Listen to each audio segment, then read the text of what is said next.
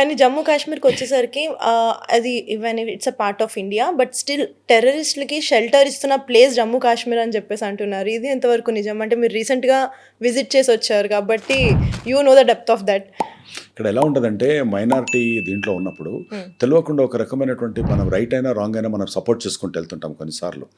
So over a period of time, ఇది ఇప్పుడు ఈ రోజు నుంచి ఉన్నది కాదు, దాదాపు 90-80 ఏళ్ల నుంచి ఉన్న తర్వాత అది వాళ్ళ బ్లడ్లో ఏంటంటే ఇది మన వాళ్ళు కాదు, ఇది వేరు, మనది, మనం ఒక సపరేట్ ఇస్లామిక్ స్టేట్ మనం పెట్టుకున్నట్టు ఉండాలి అనేది రూట్స్ నుంచి అలా తీసుకుంటూ వచ్చారు. తీసుకుంటూ వచ్చేసి వాళ్ళకి ఏంటంటే పొలిటికల్ సిస్టంలో కూడా అక్కడ స్కూల్స్ నడవనియలేదు, ఇంకోటి నడవనియలేదు, ఒక అన్రెస్ట్ అనేది కంటిన్యూస్గా ఉండాలి.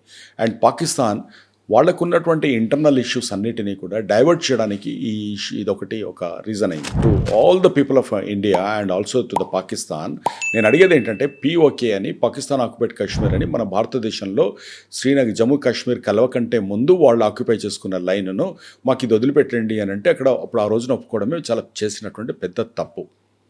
సరే, అప్పుడు యాక్చువల్ లైన్ ఆఫ్ కంట్రోల్ అది పెట్టుకొని అదొకటి పెట్టారు, బాగానే ఉంది.